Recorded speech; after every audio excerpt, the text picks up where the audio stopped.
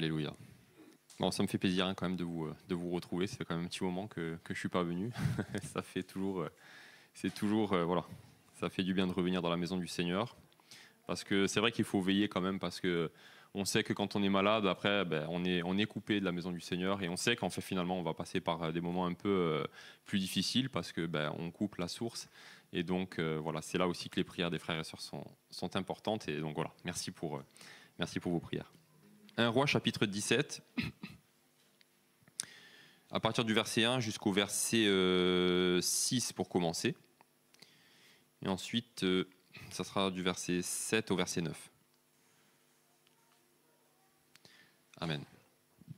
Élie, le Tishbite, l'un des habitants de Galaad, dit à Akab, « L'Éternel est vivant, le Dieu d'Israël, devant qui je me tiens. Il n'y aura ces années-ci ni rosée ni pluie, sinon à ma parole. » La parole de l'Éternel lui fut adressée en ces mots. « Pars d'ici, dirige-toi vers l'est, et cache-toi près du torrent de Kérit qui est en face du Jourdain. Tu boiras de l'eau du torrent, et j'ai ordonné au corbeau de te nourrir là. » Il partit et agit selon la parole de l'Éternel, et il alla s'établir près du torrent de Kérit qui est en face du Jourdain. Les corbeaux lui apportaient du pain et de la viande le matin, et du pain et de la viande le soir, et il buvait de l'eau du torrent. Amen. Amen. On va s'arrêter là pour commencer. Et j'ai eu envie d'apporter ce message parce qu'il y a, dans ce passage-là, il y a quelque chose qui m'a interpellé un petit peu. C'est au-delà du fait que Dieu, la manière dont Dieu a béni Élie, a nourri Élie, c'est le lieu dans lequel Élie a été nourri. Il dit « J'ai ordonné au corbeau de te nourrir là. » Et moi, je me suis arrêté un petit peu sur ce mot, sur là, ici. Dieu, parfois, donne des lieux pour notre bénédiction. Amen. Et quand on pense au lieu, quand on regarde un petit peu le texte, on comprend que ce lieu n'est pas un lieu stérile, puisqu'il y a un torrent. Et on sait que quand il y a de l'eau, il y a de la vie. Et donc, d'un point de vue peut-être verdure, il y avait de la vie. Mais par contre, on comprend dans le texte qu'il n'y avait pas de quoi vivre dans ce lieu-là. Alors on peut se dire, Dieu est en train d'envoyer son serviteur dans un endroit, dans un lieu où il n'y a rien. Pourtant Dieu, dans un lieu pareil, a fait cette promesse à Élie, dit « Je vais te nourrir par des corbeaux. » C'est-à-dire des corbeaux lui apportaient du pain et de la viande le matin, du pain et de la viande le soir. Dieu était en train d'un lieu où il n'y avait rien, Dieu a quand même pourvu à Élie. Parce que Élie était dans le lieu de l'obéissance. Amen. Et la question c'est aujourd'hui, est-ce que tu es aujourd'hui dans le lieu de l'obéissance? Amen. Alors oui, aujourd'hui, là, ici, on est dans le lieu de l'obéissance. Amen. Vous connaissez ce passage? Vous connaissez ce passage? Est-ce que vous savez quel passage je vais dire? Le psaume 133. Dieu envoie la vie et l'éternité. Il dit c'est là. C'est là. Alors, c'est vrai qu'il n'est pas question de l'église du lieu dans ce verset-là, mais il dit c'est là où habitent les frères et sœurs, et donc ils habitent ensemble, unis dans la maison de Dieu. Amen. Et c'est là. C'est dans cette condition que Dieu envoie. Et c'est un contexte particulier. Et Élie était dans ce contexte particulier, et il était dans ce lieu, dans le lieu de l'obéissance. Il y a parfois des lieux, l'endroit en soi n'est pas n'est pas forcément une bénédiction. Même si l'endroit paraît beau, même si l'endroit paraît agréable, ce n'est pas forcément un lieu de bénédiction. Parce qu'on peut parfois faire les choses par la vue. Et on se souvient de l'histoire de Lot. Quand Abraham et Lot vont se séparer, Abraham va dire à Lot, choisis l'endroit où tu veux aller. Et Lot va voir les plaines, il dit, les plaines, je crois que c'est les plaines de Sodome. Il dit, irriguées comme un jardin de l'Éternel. Ça veut dire que c'était magnifique là-bas, quoi. Et Lot va s'appuyer sur ça pour choisir cet endroit-là. Et on va savoir ce qui va se passer plus tard, parce que Sodome, on connaît l'histoire de Lot, on sait qu'il va être dans des situations compliquées, parce que était-il réellement dans l'endroit que Dieu voulait? Ça reste à déterminer, je ne vais pas polémiquer sur ça, la parole ne nous le dit pas. En tout cas, on sait qu'il y a eu un moment compliqué.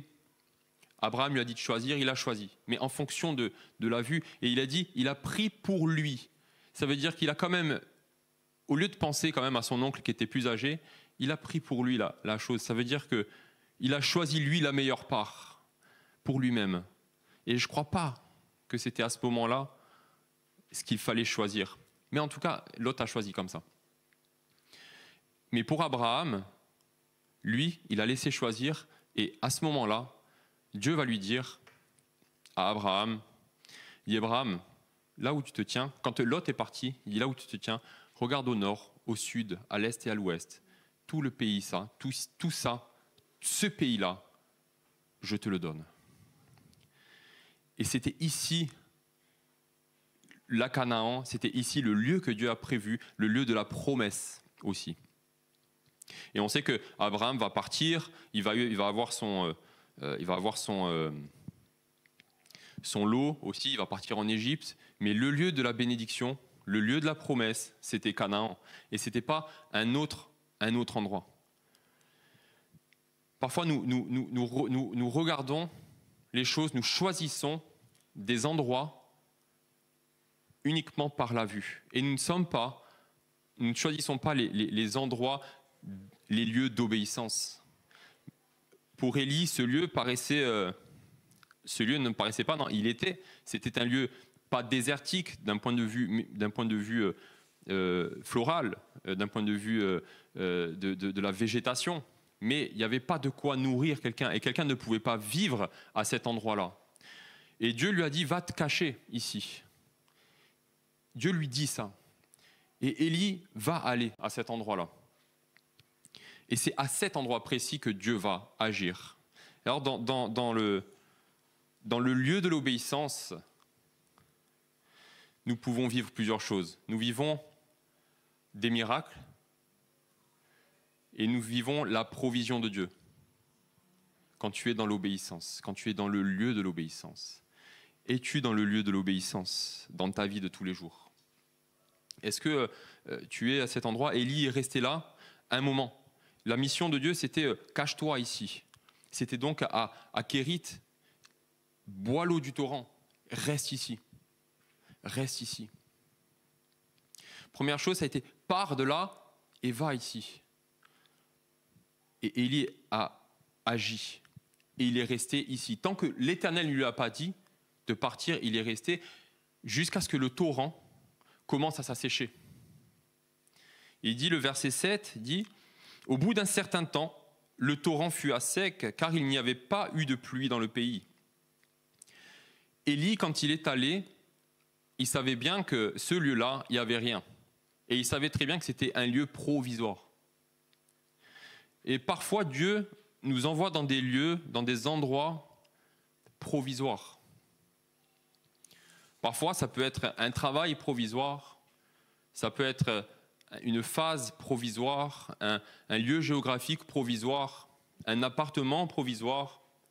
Parfois, nous sommes dans des choses qui sont de l'ordre du provisoire et pas du permanent. Et nous, parfois, nous pouvons vivre et nous voulons vivre comme si les choses étaient permanentes dans un travail, dans n'importe...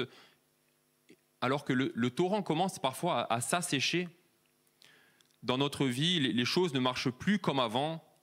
Parfois, les choses commencent à devenir plus compliquées. C'est peut-être un signe que Dieu va commencer peut-être à t'appeler ailleurs. Mais attention, parce que parfois peut-être nous voulons prendre des raccourcis et nous nous disons les choses ne roulent plus peut-être comme avant ou mon torrent commence à s'assécher, je vais moi partir ailleurs. Alors, il faut beaucoup prier, je crois, il faut avoir beaucoup d'humilité dans ce genre de situation pour dire Seigneur, qu'est-ce que je fais ? Qu'est-ce que je fais ? Et là, je crois que la prière et parfois le jeûne sont de rigueur. Alors, je fais attention à ce que je dis parce que des fois, on se trouve dans des situations où on a besoin de prendre des décisions, mais ne prenons pas de décisions hâtives. Si Dieu t'a placé à un endroit, tu sais pertinemment que c'est Dieu qui t'a placé, ne pars pas de toi-même. Les choses ne roulent pas comme avant, c'est vrai. Mais il dit, au verset 8, il dit « Alors la parole de l'Éternel lui fut adressée en ces mots, « Lève-toi et va à Sarepta. » Dieu a prévu un autre endroit pour Élie. Mais Élie, lui, n'a pas bougé. Tant que le torrent commençait à s'assécher, mais la provision de Dieu était toujours là. Le torrent n'était pas encore à sec. Et quand le torrent était à sec, là, Dieu a parlé et a donné une autre direction à Élie. Alors, ce qui était provisoire, maintenant, Dieu donne un autre lieu. Ça a duré, selon moi, ça a duré environ 6 mois, ici, là, dans ce lieu-là, où Élie était caché à peu près pendant 6 mois. Parce que donc, les versets qui suivent disent « Lève-toi, va à Sarepta, qui appartient à Sidon, reste-y. » Et dans certaines versions, il dit « Demeure là. » Demeure là. Ça veut dire qu'il y a quelque chose de nouveau qui était pour Élie, un lieu nouveau pour Élie. Demeure ici, demeure là. Il dit, voici, j'y ai ordonné à une veuve de te nourrir. Et cette veuve, ce qui était incroyable, c'est que cette veuve, elle-même n'avait pas suffisamment pour se nourrir elle-même. C'était une veuve qui avait un fils. Quand Élie va arriver, je ne vais pas lire le texte parce que ça fait quand même plusieurs versets, mais quand Élie va arriver, elle va dire, donne-moi à boire. Elle va lui donner à boire. Fais-moi du pain. Et là, elle va dire, j'ai plus qu'une poignée de farine, j'ai un petit peu d'huile, je vais faire un pain, je vais manger avec mon fils et ensuite on va mourir. Et Élie va lui dire, non mais t'inquiète pas, fais ça, fais comme tu as dit, fais le pain. D'abord donne-moi le pain. Et ensuite tu mangeras aussi pour toi, parce que l'Éternel, lui, va te bénir. Donc Dieu est en train d'envoyer Élie dans un endroit où il n'y a toujours rien. Mais quand tu es dans le lieu de l'obéissance, même s'il n'y a rien, Dieu permet que tu vives le miracle. Non seulement toi, mais ceux qui sont avec toi aussi. Parce que cette femme veuve va perdre son fils après. Dieu va pourvoir à leurs besoins matériels, mais ensuite, cette femme va perdre son fils et Dieu va ressusciter son fils. Ça veut dire que Élie a vécu une résurrection, vécu le miracle, mais il a fait vivre aussi d'autres personnes avec lui. Et toi, sois dans le lieu de l'obéissance. Parce qu'en faisant ainsi, toi-même, tu vas vivre le miracle. Dieu va pourvoir à tes besoins. Dieu, ne t'inquiète pas si Dieu t'a dit clairement, va dans un endroit. Peut-être que c'est le cas, peut-être que ce n'est pas le cas, mais où Dieu t'a dit clairement, peut-être va dans ce travail, où t'a dit clairement, que sais-je, clairement, mais que les conditions n'y sont pas favorables. Mais tu sais que c'est Dieu qui t'a dit d'aller. Va. Parce que Dieu va pourvoir à tes besoins. Dieu va créer des choses, va utiliser des corbeaux pour te nourrir. Même si les conditions n'y sont pas favorables, mais attention, il faut que ce soit Dieu qui soit dans l'affaire là.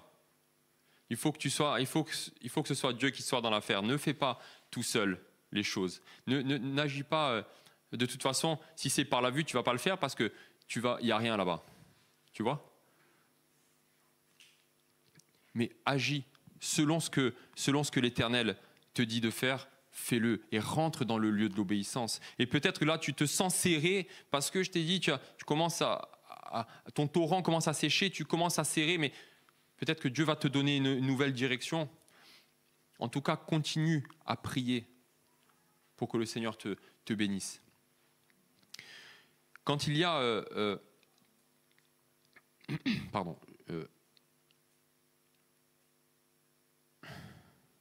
Il dit, au chapitre 18, verset 1er, il dit « Bien des jours s'écoulèrent, et la parole de l'Éternel fut adressée à Élie la 3e année, en ces termes, « Va te présenter devant Akab, et j'enverrai la pluie sur la face du sol. » 3 ans se sont écoulés dans un temps de famine, avec cette veuve, où il n'y avait rien, et Dieu a pourvu. Là où il n'y a rien, et quand tu rentres dans le lieu d'obéissance, Dieu pourvoit. Reste dans ce lieu. Ne sors pas. Il y a des... j'arrive à la fin de mon message. Il y avait, quand Moïse sont allés... enfin pas Moïse, mais quand il y a eu les espions qui sont allés voir le pays de Canaan, et quand ils sont revenus, qu'ils ont commencé certains les 10 ont dit que ce n'était pas faisable. Dieu a changé d'optique. Et ils ont commencé... Dieu a dit qu'il en avait assez et que personne ne rentrerait si ce n'est Josué et Caleb. Et quand ils ont entendu la sentence, tout cela, là, ils se sont dit non, c'est pas possible, on va monter, c'est bon, on va être obéissant. Mais c'était trop tard. Moïse a dit ne montez pas, vous allez vous faire détruire là-bas. Ne montez pas. Si, on va monter.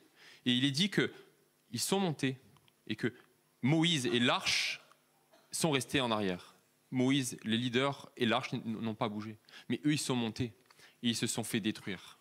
Parce que Dieu n'était pas avec eux et ils n'étaient pas dans le lieu de l'obéissance. Parce qu'à ce moment-là, il fallait rester en arrière. C'était trop tard, tant pis. À un moment donné où il fallait monter, ils ne sont pas montés. Et quand il fallait rester en arrière, ils sont montés. Ne soyons pas en contre-temps. Reste dans le lieu où tu vas être obéissant. Et un dernier passage qui dit, là c'est clairement une désobéissance volontaire, c'est Jonas. Vous connaissez tous Jonas? Jonas, il était, lui, appelé à un lieu d'obéissance, mais il est parti dans un lieu de désobéissance. Il était appelé à Ninive et il est parti dans l'autre sens. Et on sait ce qui s'est passé quand il est parti dans l'autre sens. Les tempêtes sont venues. Il a passé 3 jours et 3 nuits dans le ventre d'un poisson dans les ténèbres. J'aurais pas aimé être à sa place. Jusqu'à ce qu'il sorte, il se repente et rentre dans le lieu de l'obéissance, dans le lieu où Dieu l'a appelé, qui était à Ninive, pour bénir les autres. Et parfois, on va pas aller jusque-là, mais on est un peu des Jonas. Pas à son niveau quand même. Hein. Parce que lui, il était quand même dans la désobéissance forte, parce qu'il avait... j'ai toujours pas compris, hein, le Jonas, quand on lit la fin du texte de Jonas, il dit « Je savais que tu es un Dieu miséricorde et que tu allais, un Dieu miséricordieux, que tu allais leur faire miséricorde. » Bah oui, c'est pour ça que tu vas prêcher. C'est pour une repentance. Et lui, non, c'était pas logique pour lui, quoi. Alors certainement qu'il y avait des différends, il pensait être certainement au-dessus des autres, certaines peut-être, je ne sais pas exactement. En tout cas, certainement qu'il ne considérait pas que les Ninivites méritaient. Mais ce n'était pas son problème. Toi, il fallait que tu ailles à l'endroit où Dieu t'avait dit d'aller.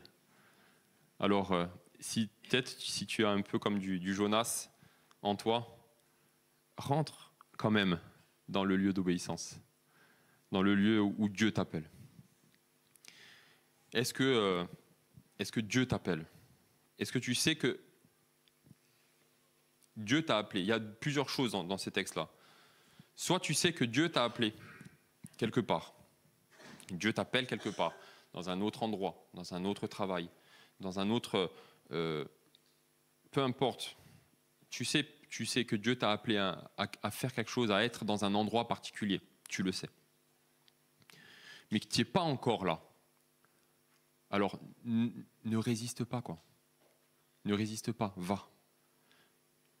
Si tu sais pertinemment, tu le sais au fond de toi, tu le sais, tu as entendu la voix de Dieu plusieurs fois. Il y en a des fois, ils mettent des années à rentrer dans les choses, dans le lieu où Dieu veut qu'ils soient. Alors, Dieu parfois est miséricordieux. Et quand Jacob a été béni aussi, il est passé par Bethel. C'est là qu'il a eu la révélation de Dieu, le rêve de l'échelle. Il a continué, il est allé en Mésopotamie. En Mésopotamie, il est allé chez son oncle Laban. Laban, il a travaillé pour lui. Il a eu Rachel et Léa. Il est devenu riche. Et Genèse chapitre 31, versets 1 à 3, si on peut l'afficher, j'aimerais le lire, il dit « Jacob entendit les propos des fils de Laban qui disaient « Jacob a pris tout ce qui était à notre père, et c'est avec cela qu'il s'est acquis toute cette richesse. » Jacob remarqua que le visage de Laban n'était plus envers lui comme auparavant. Alors, l'Éternel dit à Jacob, « Retourne au pays de tes pères, dans ta patrie, et je serai avec toi. » Jacob a vu qu'il y avait un problème. Jacob a vu que c'était plus comme avant, quoi. Laban, il avait changé, il y avait son visage, il y avait un truc qui collait plus là. Le torrent avait commencé à s'assécher. Le torrent, il était à sec là. Alors la parole de Dieu est venue. Retourne. Mais il n'est pas parti de lui-même. Il a vu qu'il y avait des problèmes et la parole de Dieu est venue. La deuxième chose, c'est si tu n'as pas reçu l'appel réel à partir, ne pars pas. Tu as envie de partir peut-être, tu as envie de... parce que tu vois que le torrent est presque à sec, mais il n'est pas encore à sec. Dieu continue de pourvoir, Dieu continue d'envoyer la viande et le pain le matin et le soir. Tu continues de vivre le miracle de Dieu, alors que peut-être même tu ne devrais même plus avoir ces miracles-là, mais Dieu continue de pourvoir. Ne pars pas tant que Dieu t'a pas dit « va dans un autre endroit ou dans un autre pays, dans un autre travail ». Reste, ne te précipite pas. Amen. On va baisser nos têtes, on va prier, je vais m'arrêter là.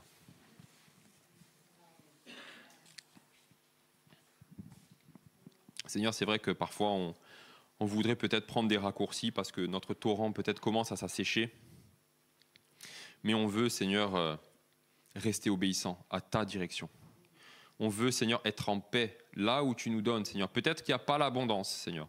Peut-être qu'il n'y a pas, les richesses. Mais, Seigneur, tu es celui qui pourvoit. Alors qu'il ne devrait rien y avoir, Seigneur, ben, tu pourvois et tu envoies tes corbeaux. Et tu dis, j'ai ordonné aux corbeaux de te nourrir. Et Seigneur, nous vivons, Seigneur, ce miracle. Et nous voulons continuer de vivre le miracle dans le lieu, Seigneur, que tu as prévu pour nous. Dans le lieu de l'obéissance, Seigneur, nous voulons être. Et nous voulons vivre, Seigneur, ces miracles. Nous voulons vivre, Seigneur, c'est vrai que dans ce lieu de résurrection, Seigneur, peut-être que c'est pas comme Lot a choisi, où il y avait l'abondance, il y avait comme le jardin de l'Éternel. Peut-être que c'est pas ça dans notre vie, mais nous voulons vivre, Seigneur, comme Élie, vivre le miracle aussi de la résurrection. Comme Pierre a dit, je n'ai ni argent ni or, mais ce que j'ai, je te le donne au nom de Jésus-Christ, lève-toi et marche. Nous voulons vivre cela, Seigneur, et je crois que quand nous sommes dans le lieu, Seigneur, de l'obéissance, Seigneur, ces miracles peuvent arriver. Et nous pouvons vivre ces miracles. Une certaine église a dit, on ne peut plus dire comme Pierre maintenant, je n'ai ni argent ni or. Mais Seigneur, nous ne voulons pas dire, nous sommes remplis, nous avons de l'argent, nous avons de l'abondance de partout, Seigneur, et ne plus être finalement dans le lieu de ta volonté. Nous voulons être dans le lieu de ta volonté, comme Élie était, Seigneur. Si c'est ici, c'est ici. Et demain, Seigneur, si on doit aller ailleurs, qu'on aille ailleurs, mais qu'on soit, Seigneur, tout le temps dans le lieu de l'obéissance et que nous n'allions pas, Seigneur, par nous-mêmes, sortir de ce lieu, même s'il paraît précaire, Seigneur, même s'il paraît, être presque sans rien. Mais Seigneur, toi, tu pourvois. Et tant que tu pourvois, Seigneur, nous voulons rester, Seigneur. Et moi, je veux rester. Je ne veux pas être impatient dans les choses, dans quelque domaine que ce soit dans ma vie, Seigneur. Je veux rester dans le lieu de l'obéissance. Et je prie, Seigneur, pour qu'il en soit ainsi pour chacun d'entre nous. Au nom de Jésus. Amen. Alléluia. Amen.